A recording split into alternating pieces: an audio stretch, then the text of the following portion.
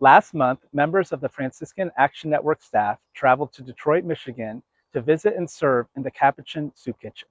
Fan staff learned about the different ministries of our longtime institutional member, the Capuchin Franciscan Province of St. Joseph, how those serving in these ministries understand human dignity and how it shapes their work, and how we can work together through both direct service and advocacy to build the civilization of love Pope Leo talks about in Magnifica Humanitas. Well, we have two soup kitchens or dining rooms, one our Meldrum site and then Connor.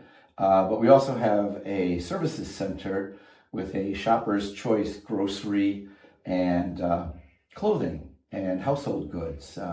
People can come in and shopping cart and they do the shopping.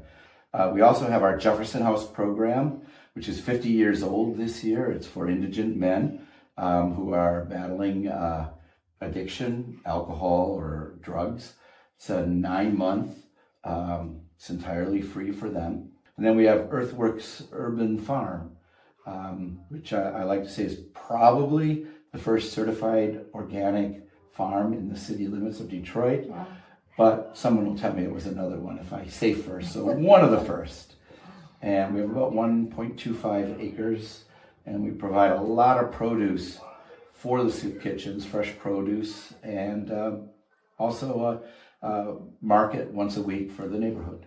What started in 1929 as a simple meal of soup and bread has evolved to include just a whole variety of social services to help uplift our neighbors in need here in metropolitan Detroit. The Soup Kitchen Services Center is a guest choice pantry and food pantry and clothing pantry. And so the guests next day appointments, they call, schedule, and they're able to come in and get 30 articles of clothing for each member of their family, and also 40 to 80 pounds of food for their whole family. So that's by household owners. And what I do, we do food referrals. We have a service center where people can come get free groceries and clothes, and dishes and things of that nature, hygiene stuff. I have a closet next to us, and thank God for our donors and benefactors. And I think you see it also in the way that we approach the meal. Chef Allison really goes to great lengths to ensure that the food that we're serving here is going to be both delicious and nutritious.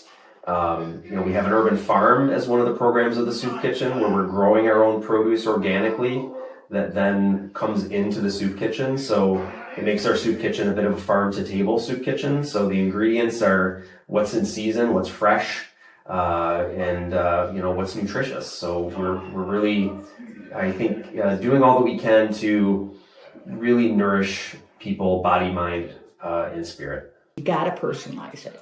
That could be your brother, your sister, your son or daughter, anyone coming through that line, anyone, or yourself. How would you like to be treated? The dining room should be treated like a sanctuary, a safe space for people. It's a sacred space, and you want the people to feel safe. You want the volunteers to know that we're going to be known by our hospitality. And that doesn't just how we treat each other. And I tell the staff that's how you treat each other too, but by hospitality in the food. Sure. In speaking with volunteers and guests, this care and concern for the dignity of each person was something that really stood out to each of them.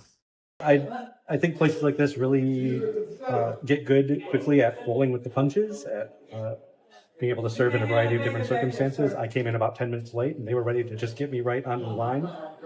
So they really know their stuff, they know what they're doing. And more importantly, everyone who comes in is greeted with a smile, with a greeting, with the acknowledgement that they are beloved of God and that they matter. They have Day Court, Secretary of State coming through here. They give out vouchers for food. And they're down here today. They be over in that corner. They come in for people that need sheltering, help, low-income housing. They have a lot of resources come here. They're very strong activists in this community. And the food is good. I've been coming here for years. And do you feel like you and the other guests are all treated with respect here? With the utmost respect. When it comes to them treating their constituents here, there's no big eyes and little you. It's a beautiful place and beautiful people and beautiful atmosphere. And some people realize they think it's food for the stomach. No, it's food for the soul. It's food for the heart and the mind. And you do receive it when you step through those doors. Your whole attitude changes when they come to sit down.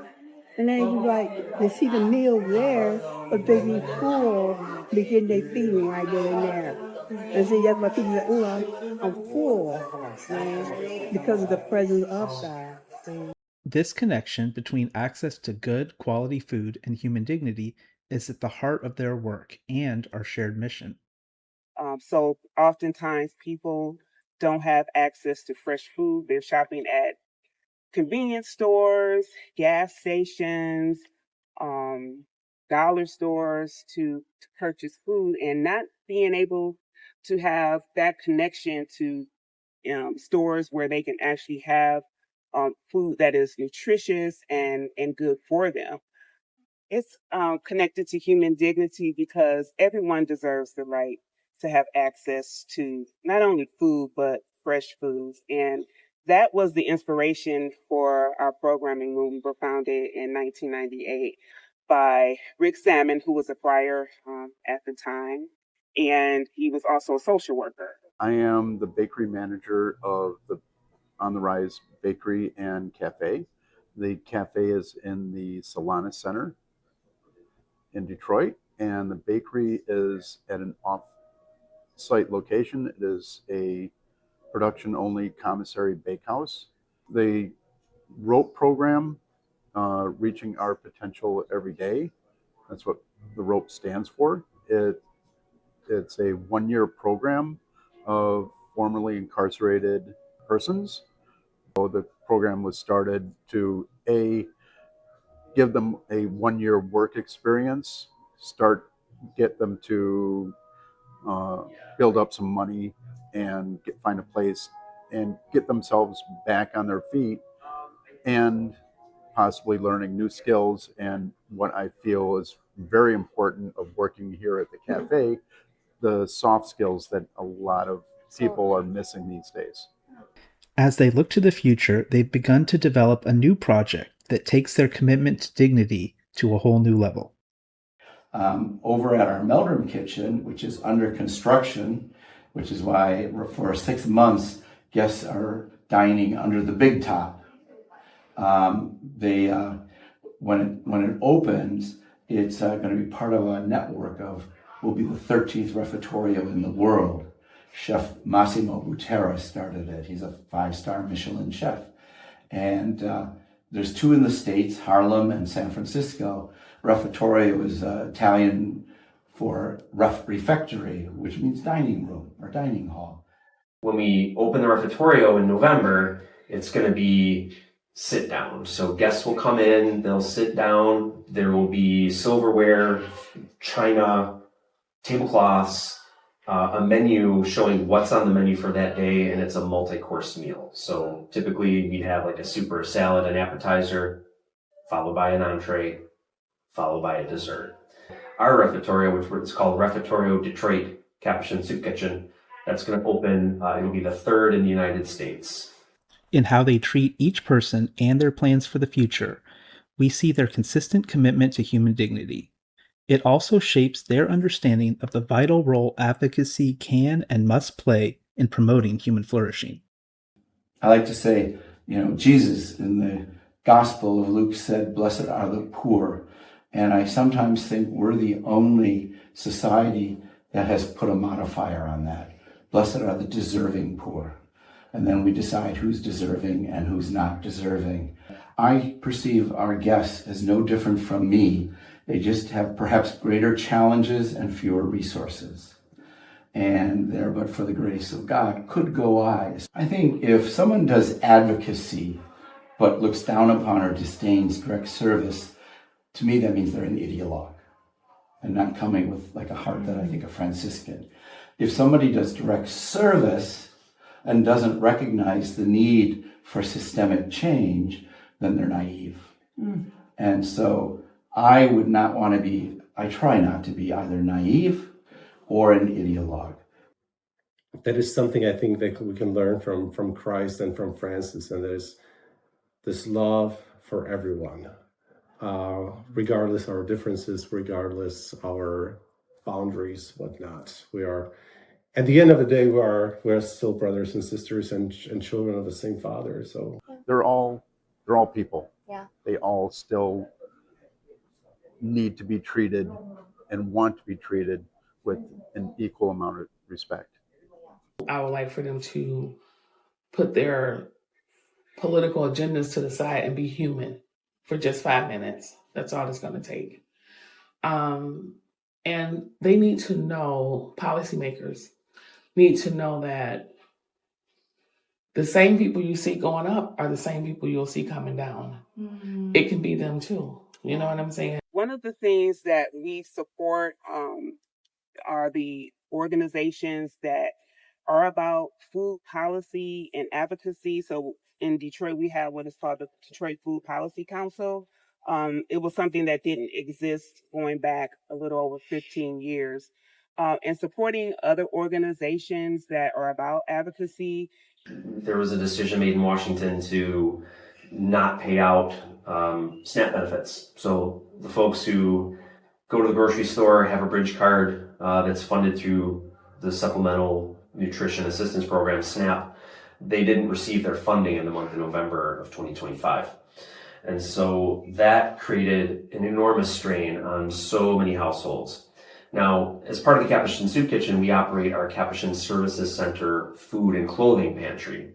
And so that food pantry is meant to be a supplement to the supplement. So if SNAP is the supplemental source of food for many households who maybe don't earn enough, because many of them are working poor, they maybe don't have the earnings where they can provide enough food for the month, they rely on SNAP.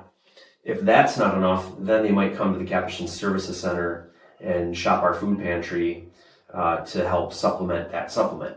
But when SNAP went away, now the Services Center became the main supplement, and that was very difficult for us to handle, frankly. last year around the shutdown in November, many of our guests really rely on food stamps. The uncertainty was really devastating. We noticed that we had way more guests around that time. Our food pantry, they couldn't really keep up. There were just people coming everywhere all the time. We cannot solve all problems.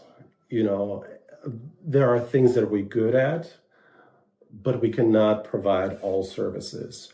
And that's why it's important that we have partners who are better at other things. It's like you're great at talking to people who have more power. Meldrum tends to be lightly housed or homeless men and women. But all of a sudden, for the first time, I was seeing families at Meldrum. And that happened very quickly when they didn't get the SNAP benefits. It ended when the SNAP benefits were restored. But then we're also looking ahead to, in January of 2027, we know that there's going to be, as part of the big, beautiful bill that was passed, there will be a either work or volunteer requirement for SNAP recipients.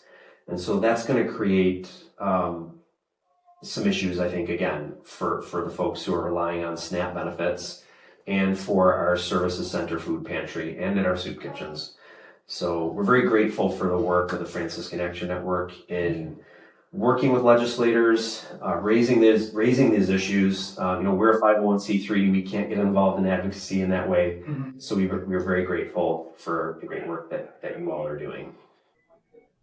As far as what we're doing here in Detroit, it, I believe, should influence what you're doing in DC. Yeah. And what happens in DC directly influence us. Absolutely. And it's that circular relationship that is needed and wanted It was wonderful to go and see how well those two work together. Really, it is so much of we need both. We need people to be fed tonight and today, and we want people to be fed in 10, 15, 20 years. And in our advocacy, we want stories from direct service. So it's not so much an either or as how do we combine both together.